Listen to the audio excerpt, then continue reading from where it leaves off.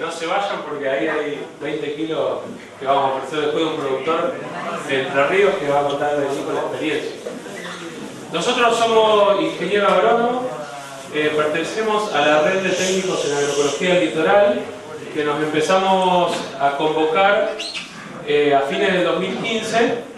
Como un grupo estábamos aislados, cada uno por su lado, luchando igual que ustedes contra este modelo y siendo críticos de nuestras propias producciones y con todos los lobbies que hay adentro y con cómo se instalan estos modelos en las facultades. Y bueno, a partir de ahí conseguimos la fortaleza de al empezar a reunirnos, pudimos avanzar muchísimo. Por ejemplo, vamos a contar nuestro acompañamiento en Ercilia y algunas cosas más de la red. Bueno, antes de que Brian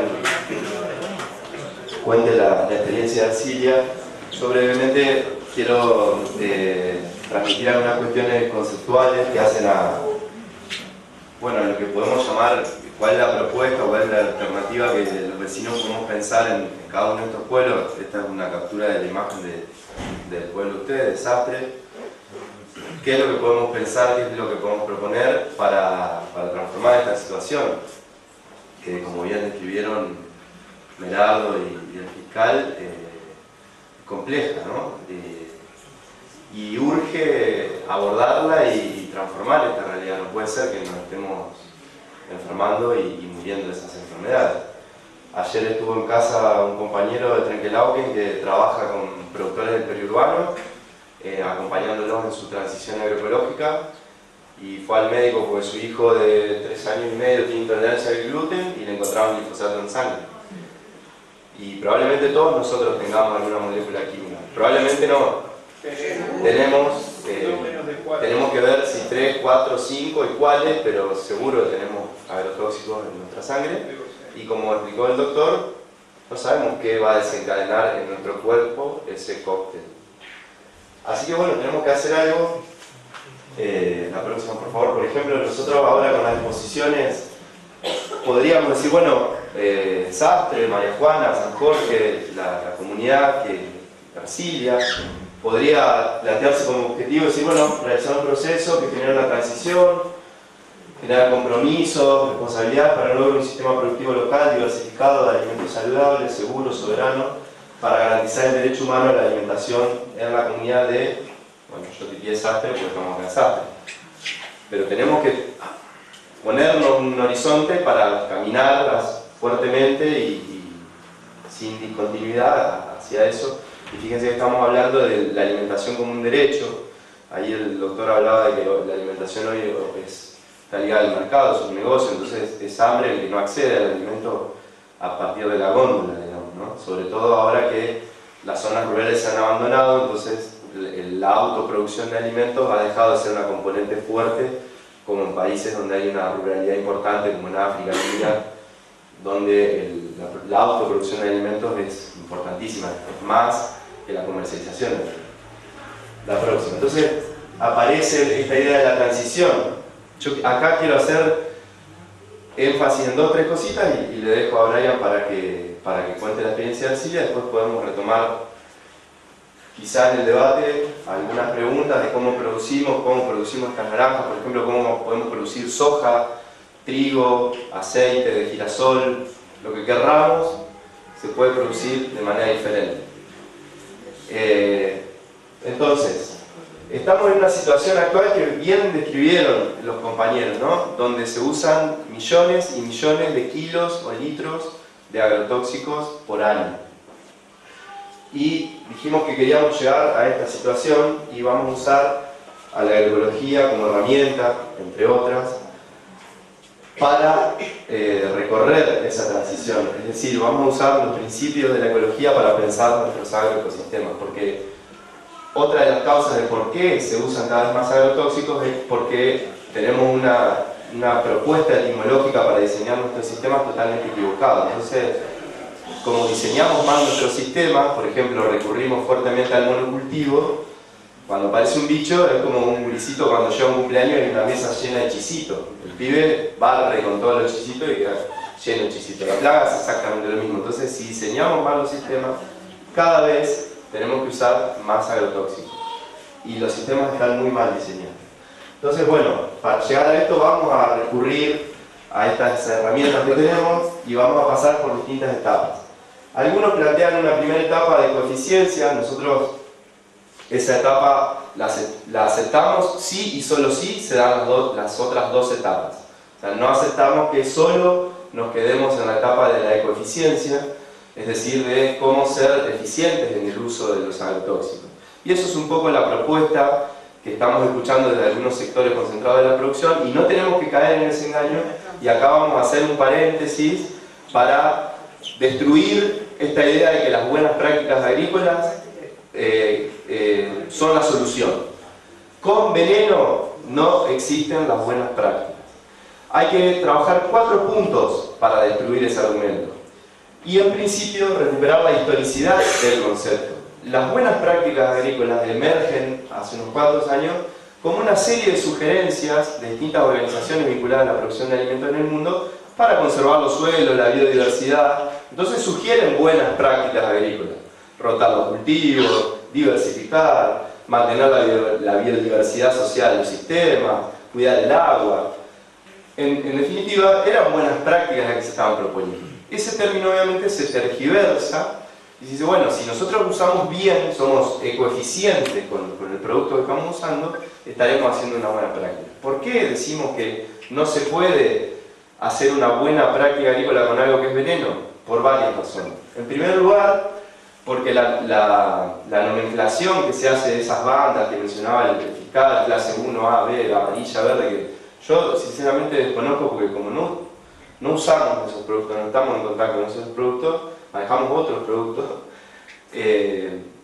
las desconozco en detalle, pero sí les quiero decir que cuando se inscribe el producto hay un error, obviamente que no es error es buscado, digamos. Al producto se lo nomencla o se lo ubica en determinada clase por su principio activo, ¿no? Por ejemplo, glifosato, tal banda. Se estudia el principio activo del glifosato, pero la formulación que va al campo, que es lo que estamos respirando nosotros, no es solo glifosato. Es glifosato más un montón de otras moléculas que a veces son más tóxicas que el principio activo en sí mismo. Por ejemplo, en muchas formulaciones químicas aparece el sileno. El sileno es un derivado del benceno. Eso es mucho más tóxico que el principio activo en sí mismo. Y si ustedes investigan, las empresas fabricantes de los agrotóxicos no dicen cuáles son las moléculas que acompañan al principio activo en las formulaciones comerciales. Vos buscás y te dicen glifosato, sal, no sé qué, tiene un nombre larguísimo, más excipientes permitidos, ¿no? Bueno, no sabemos qué hay en esa formulación química. Las empresas tienen derecho a no declarar, como la Coca-Cola, nadie conoce qué está tomando o no está tomando. Cuando nosotros usamos Roundup o Samba o la marca comercial que sea glifosato, no sabemos lo que estamos asperjando, no sabemos.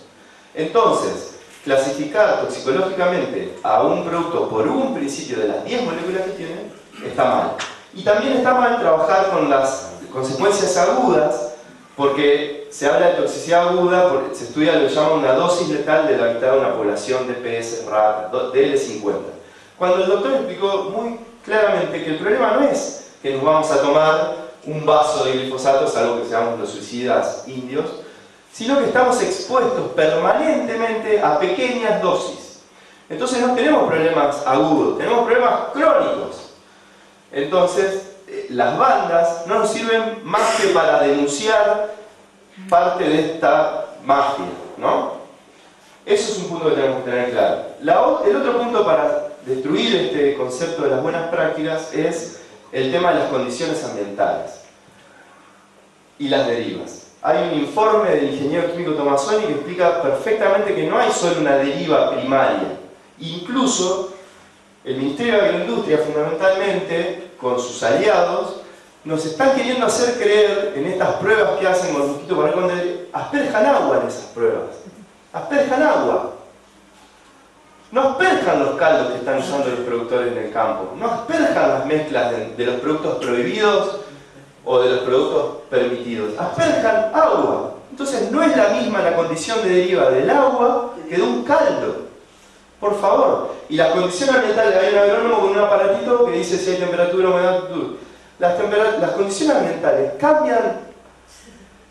La condición ambiental que hay en el momento de la aplicación puede durar 15 minutos. Y el producto, una vez que está asperjado en el campo, es incontrolable. Y eso es lo que se llama dinámica ambiental. Y lo explica muy bien Damián Marino. Una vez asperjado el producto en el campo, es incontrolable. Entonces aparecen las derivas secundarias, terciarias y cuaternarias, que son las que nos llevan los alimentos.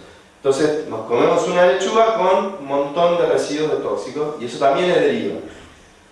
Y ellos hablaban de que la eficacia de la aplicación, y lo reconocen los mismos de CASAFE, es del 5-10%. El resto va al ambiente y está sometido a esa dinámica ambiental incontrolable. Entonces, ese es un factor. El otro factor es que ninguna empresa aplicadora va a querer trabajar bajo estas pautas, porque eso es anticapitalista. Ustedes imagínense si yo un mosquito, y eso hay una propuesta de un técnico de una universidad de Entre Ríos, si vos a un mosquito le pones un GPS y un aparato que mide las condiciones ambientales y un chip para que el mosquito se le pare el motor cuando no hay condiciones, el mosquito trabaja 2 horas por día. ¿Qué empresa va a querer laburar 2 horas por día? En un sistema donde la mayoría de las hectáreas son de soja, todo al mismo momento. Si tuviésemos un sistema diversificado, los mosquitos podrían repartirse las tareas. Pero cuando se hace la soja están todos como locos, porque hay que hacer todas las aplicaciones en el mismo momento. Entonces los mosquitos no dan abasto. ¿Qué mosquito va a querer laburar 2 horas por día? Imposible que una empresa sea rentable, y como esto es un agronegocio, nadie va a querer laburar en esas condiciones. Entonces, con veneno no existen las buenas prácticas. Las buenas prácticas, esto es la buena práctica. Aplicar los principios de la ecología, entender que somos un ecosistema, que hay relación entre nosotros. Por ejemplo, si un ecosistema tiene la vaca y el pasto como componente, la relación es el pastoreo. Aplicar esa epistemología, esa ciencia al diseño de los sistemas agropecuarios es la agroecología. Eso es una buena práctica. Usar un agrotóxico, y menos para producir un alimento, nunca puede ser una buena práctica agrícola. La agricultura es la cultura del hombre que se vincula con la tierra para su sustento. El agronegocio es otra cosa. ¿Sí? Bueno, entonces, la próxima y ya. La próxima, porque estamos recorte y le damos. Entonces, pasar de sistemas convencionales, por decirlo de alguna manera, aunque no hay ninguna convención donde se diga que tenemos que producir como estamos produciendo, pasar de estos sistemas caracterizados por monocultivos, con un alto uso de insumos, etc., a otros, diversificados y demás, se basan en 2 pilares, el suelo y la diversidad. Y eso lo vamos a hacer en Entre Ríos, lo hago yo con Damián, el productor de cítricos, lo hace Brian con los productores de Ercilia, lo puede hacer un productor de Sastre, lo puede hacer un productor de Bahía Blanca, ¿sí? Suelo y biodiversidad. Si no trabajamos en esos 2 pilares, no podemos reconvertir nuestro sistema. Y después, tenemos que trabajar para sinergiar estos componentes y entender esto del proceso que yo decía. Es mucho más importante entender las relaciones entre los componentes del sistema que los componentes en sí mismos. A los productores, históricamente, les encantó sacarse la foto con el toro campeón de la rural. Ese es un componente del sistema, pero hay que manejar la relación de esa vaca de la foto con el otro componente que es el pasto. Hay que trabajar en las relaciones en el sistema. Bueno, con estos pilares y con esta epistemología y el uso de estos principios, Brian, en su momento con otro compañero y ahora con una compañera, Violeta, vienen trabajando en Ercilia hace un tiempo. La idea es contar este proceso porque también no es una cuestión agronómica, es una cuestión comunitaria, social la que está pasando, y la transformación es de la comunidad. Cuando el periurbano empieza a producir de otra manera, empiezan a pasar otras cosas que son hermosas, lo empezamos a ver a la cara, a saludar con los vecinos, a prestar alguna herramienta, y la comunidad se empieza a transformar. Y eso es lo que tenemos que lograr. Y que podamos poner en la mesa alimentos y que el productor pueda estar en la comunidad siendo visto como el tipo que lo provee de los alimentos que le dan salud y no estar enfrentado con los productores como que son los que nos están matando. ¿Ah? Así que lo dejo a mi compañero Brian y después seguimos.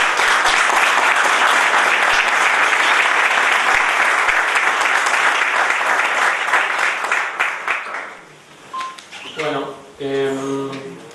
vamos a contar un poco la experiencia del cine, aunque lo más con más autoridad para contarlo son los propios vecinos autoconvocados, que son los protagonistas del proceso, así que después el que quiera se puede quedar charlando con ellos, que se hicieron presentes, vinieron desde muy lejos.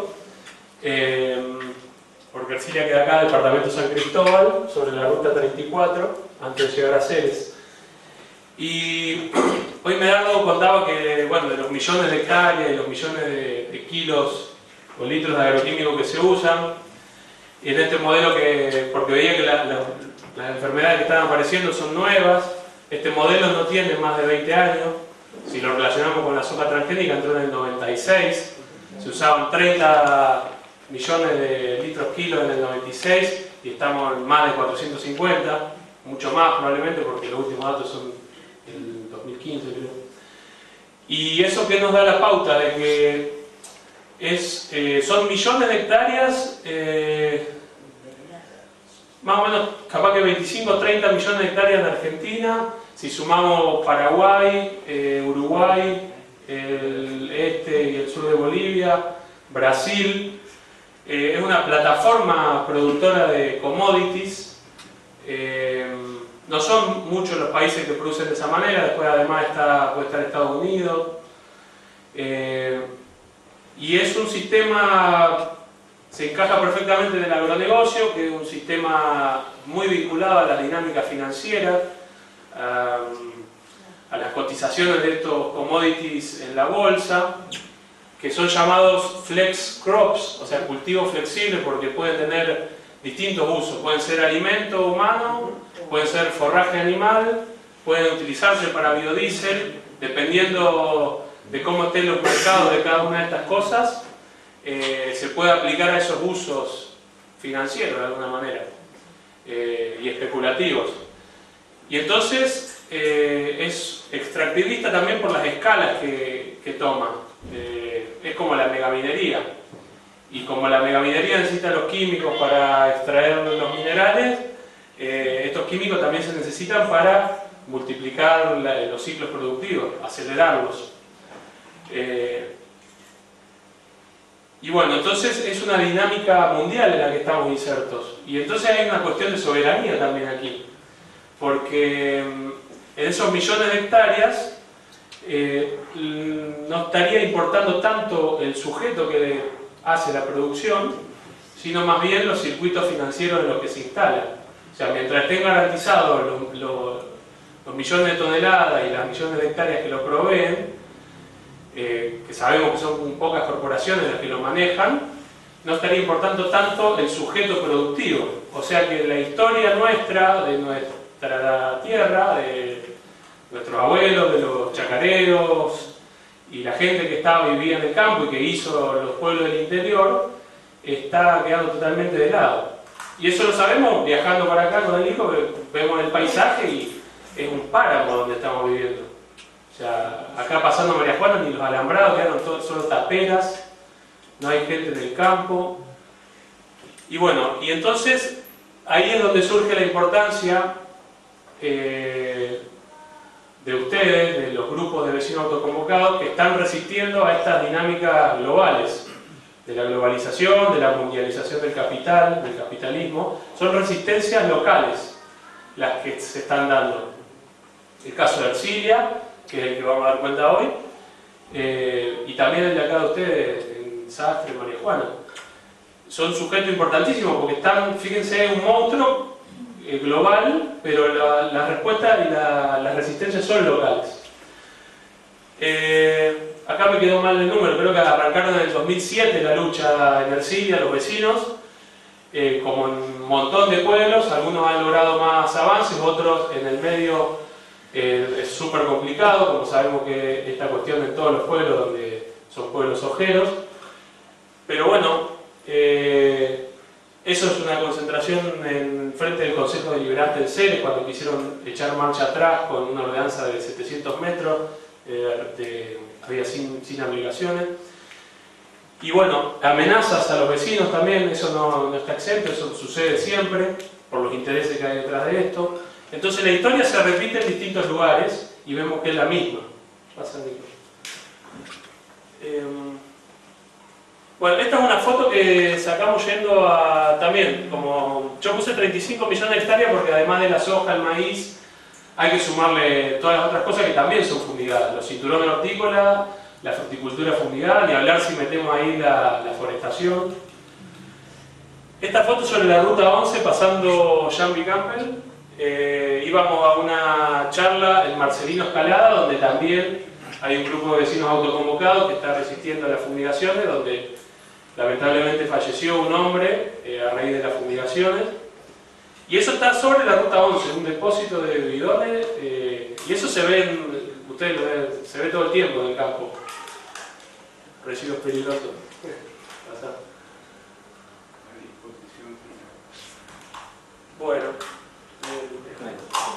Bueno, entonces, en Ercilia lograron en el 2011, a partir de este proceso organizativo de los propios vecinos, que no tenían por qué conocer de agrotóxicos, ni saber por qué estaban sucediendo los problemas de la salud que estaban sucediendo. Hay compañeros que le guardaban el mosquito en un galpón al lado de la casa. Y entonces se logró en 2011 la prohibición en 800 metros sin ningún tipo de pulverización de agrotóxicos. Y en 2015, que es lo novedoso o lo que podemos hablar de Ercilia, es que se logra con muchísima militancia del grupo de vecinos autoconvocados, realmente para aplaudirlo y sacarse el sombrero todo el proceso que han hecho. En 2015 se logra una ordenanza de promoción de la agroecología, que dispone un pequeño presupuesto comunal para destinar a la agroecología, que forma el equipo de promoción de la agroecología, que está integrado por los vecinos autoconvocados, por el INTA, el ProHuerta, la Asociación para el Desarrollo de Ceres y Ercilia, la Comuna, y tiene como organismo de consulta a la SAL y a la Sociedad Rural Local. Bueno, hay una página que es agroecologiaerciliasimplecite.com, si lo buscan está ahí. Bueno, esa es la ordenanza de promoción de la agroecología de Ercilia, que es la que nos está permitiendo trabajar a nosotros en el periurbano con los productores y agricultores familiares y campesinos que están en ese periurbano. Nosotros en 2015 nos habíamos conformado como red de técnicos en agroecología con varios compañeros, y a partir de ahí se enteran los vecinos de Ercilia que estaban conformados como red y nos invitan, nos convocan. Tenían la ordenanza de promoción sancionada en 2015, a principios del 2016 nos convocan a Ercilia para participar bueno, en la implementación de esa ordenanza de promoción. Nosotros lo primero que hicimos, con los compañeros que fuimos allá, hicimos primero un diagnóstico, recorrimos el periurbano, los vecinos autoconvocados nos llevaron a conocer a cada uno de los productores. La primera vez que fuimos, en 2 días, visitamos a 22 productores. Fue un trabajo intenso. A partir de eso, con las entrevistas que hicimos con cada uno y lo que nos iban contando los vecinos, la gente de la comuna, elaboramos una propuesta de trabajo a 6-7 meses y empezamos a trabajar. Periódicamente nosotros visitamos, desde el 2016, visitamos Ercilia una vez por mes, nos quedamos 2 o 3 días, y también en esa visita visitamos a los productores y hacemos una reunión del equipo de trabajo, donde, bueno, una de las cuestiones que iniciamos fue la gestión de recursos para que los productores que querían trabajar en agroecología tuvieran las herramientas y las cuestiones necesarias. Entonces elaboramos un proyecto que presentamos al Ministerio de la Producción de la provincia de Santa Fe y a partir de ahí pudimos, fue un aporte de 500.000 pesos, logramos comprar algunas herramientas que ahora vamos a ver fotos y demás. Y bueno, talleres de formación, viajes de capacitación y demás. Voy con la flechita. Bueno, esa es la página del Facebook, que es Agroecología Ercilia, ahí cada tanto subimos algunas cosas. Bueno, salió en algunos medios la experiencia de Ercilia, tuvo cierta difusión.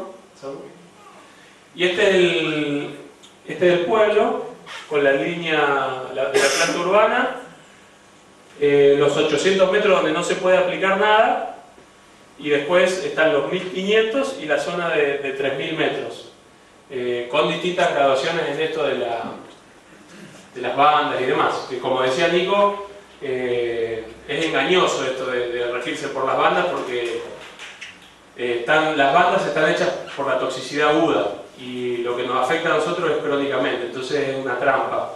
Pero nosotros vemos en esto de las franjas la posibilidad de empezar a construir territorio agroecológico. Hoy por hoy el planteo de las franjas no es simplemente, es fundamental, la protección de la salud es fundamental, pero bueno, si ustedes buscan el trabajo de Marcos Tomasoni, del ingeniero químico que mencionaba Nicolás, que destruye las buenas prácticas agrícolas, hay trabajo de la propia Syngenta que dicen que las moléculas de agroquímicos pueden trasladarse 4.500 metros. Ni hablar que es mucho peor el efecto cuando tienen 100 metros de protección, que no es protección acá en Sastre o en María Juana, es muy cercano, y con la nube que es alrededor de eso en época de fumigación. Entonces, ¿qué es lo que vamos a contar ahora un poco? La franja sin protección, ni hablar, tiene que ser lo mayor posible. Todo lo que se pueda conseguir tiene que ser, primero, para resguardar la salud, y segundo, porque es a partir de trabajar en esa franja es donde nosotros podemos empezar a construir territorio, que es con las personas, que es el proceso que nos dimos en Ercilia, identificar en esa franja qué productores, agricultores familiares, qué productores quieren y pueden trabajar con esto y empezar a trabajar con ellos, para que sigan estando produciendo ahí de forma agroecológica. Porque si como en muchos lugares ya estamos re tarde, porque a veces ni siquiera está el sujeto que cultiva la tierra, no existe más a veces, con esto de los pools de siembra y con que no hay vida rural. Entonces es fundamental, allá donde la hay, donde se identifica que puede haber un agricultor familiar, algún productor que le pueda interesar trabajar de esta manera, es fundamental que se vincule con los grupos de vecinos autoconvocados, con las organizaciones urbanas, para trabajar la provisión de alimentos saludables a la ciudad y a los pueblos, y para reproducir la cultura productiva de los agricultores. Y ahí es donde se construye el territorio, en estas redes que decía Nicolás. Es fundamental alejar las fumigaciones, pero a la vez construir territorio. Necesitamos agricultores en la tierra, que son los que nos van a defender de las fumigaciones después, porque si son agroecológicos nos van a defender de las fumigaciones. Y a la vez el campo va a ser un lugar donde hay vida y hay comunidad. No este desierto extractivista que son millones de hectáreas destinadas solamente a la acumulación de renta de algunas corporaciones, más los que se pueden articular en esas cadenas, que siempre son pocos, ¿verdad? Bueno, estas son todas las parcelas en el trabajo de diagnóstico que hicimos cuando empezamos a trabajar. Buscamos todas las parcelas que había. Hay muchos que están dentro del pueblo, porque es un pueblo de 3.000 habitantes hoy en día, que supo ser de 7.000, supo haber 60 tambos, hoy hay 15 en el distrito. Y hay mucho terreno, hay mucho campo dentro del pueblo, digamos. Entonces hay productores que están dentro del pueblo directamente. Y después las parcelas ya un poco más alejadas. Estas son las que están en los 800 y algunos campos que le agarran pedazos, como este por ejemplo. El distrito en total creo que son 64.000 hectáreas. Bueno, otra vez. bueno, acá los nombres de algunos de los productores con los que trabajamos dentro de la planta urbana. Esto es toda parte del diagnóstico inicial que hicimos cuando empezamos a trabajar. Los tipos de suelo, bueno, el suelo es una zona ganadera, agrícola, y bueno, en el diagnóstico que hicimos cuando empezamos a trabajar los primeros meses, empezamos a entrevistar a estas familias productoras y bueno, empezamos a ver cuáles eran los inconvenientes que tenían. Y de ahí va a salir claramente después que el no poder fumigar no era ninguna prioridad en los problemas que aparecían. Notábamos que los suelos estaban degradados por tantos años de pastoreo, por mucho laboreo del suelo, mucha calidad de los suelos, los problemas que tenían los pequeños productores de tener poca superficie y tener que, a partir de esa pequeña superficie, mantener una familia. Entonces eso llevaba a tener una sobrecarga del pastoreo. Estaban muy centrados en el monocultivo de alfalfa o sorgo como la única herramienta para poder sostener esa base forrajera. El problema de la discontinuidad generacional, de por ahí que faltan jóvenes en el campo mamando esta cuestión y llevando adelante esta cultura productiva. Muchos problemas de salud en la gente, cáncer y demás. Bueno, falta de planificación en lo productivo y las maquinarias con las que contaban eran viejas y por ahí no tenían tantas prestaciones. Y había poco acompañamiento, o sea, estaban los pequeños productores, porque la mayoría de ese periurbano son pequeños productores, campesinos, agricultores familiares, estaban abandonados prácticamente. Es decir, que los problemas que veíamos eran más de manejo, entonces también la asistencia técnica que nosotros les pudimos llevar también sirvió para ordenar el sistema productivo. Y la fumigación no era una necesidad prioritaria. Entonces, no era un problema que no podían fumigar, sino que tenían un montón de cuestiones previas que había que resolver antes de pensar que el no poder fumigar era un problema. El problema de ordenar los cultivos que estaban haciendo para los animales, cómo pastorearlo, en qué momento sembrarlo, de qué manera. Y si este diagnóstico lo hiciéramos probablemente en esta zona, con productores más capitalizados y metidos en la agricultura, como vemos nosotros trabajando en otros lugares, ahí aparecería otro problema mucho más importante que el hecho de no poder fumigar, en el caso por ejemplo de que se les prohibiera fumigar, que es el tema del endeudamiento. Los productores están todos endeudados y están endeudados para comprar químicos.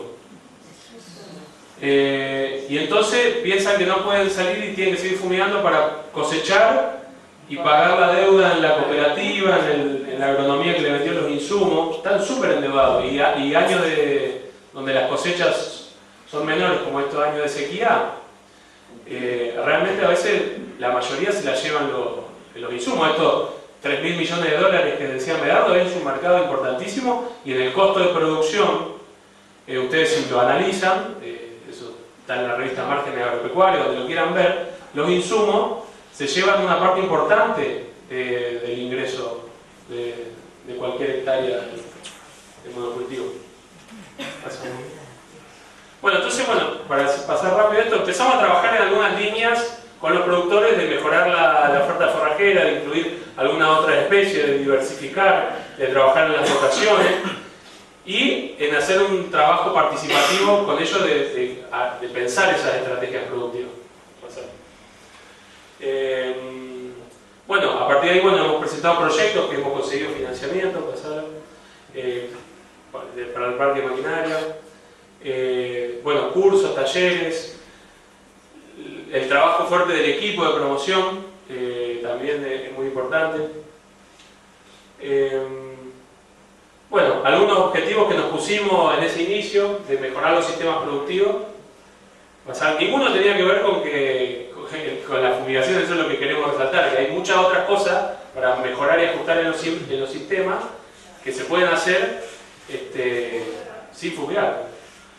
Y se conformó un grupo de pequeños productores a partir de estos trabajos que hacíamos, visitas periódicas, en un momento que ellos no se juntaban, antes no estaba conformado el grupo, sino que a partir de nuestra visita técnica mensual a cada uno, en algún momento llegó la necesidad de juntarnos, porque si yo estaba pasando por lo de un productor, después al otro, viendo y resolviendo los mismos problemas, en algún punto cae maduro la agrupación. Y el grupo de vecinos también se integró a ese grupo, o sea que si vamos a una instancia previa, cuando había conflicto entre los vecinos autoconvocados con los productores que fumigaban, a través de la agroecología como herramienta de transformación social, que así la entendemos nosotros, se logró que vecinos autoconvocados y productores se pusieran a trabajar juntos en la promoción de la agroecología en la localidad. Y eso, comunitariamente, es un salto cualitativo que no se puede medir en quintales de soja. O sea, bueno, los talleres que hicimos, de biopreparados, pasaron a múltiples instancias. Esto es una cosecha de una alfalfa agroecológica de uno de los productores que cosechó semilla, con el valor que tiene la semilla, ¿no? Este es Juan Sen, que con Graciela, su compañera, son productores de queso, son tamberos, son propietarios de 10 hectáreas y alquilan otras 17.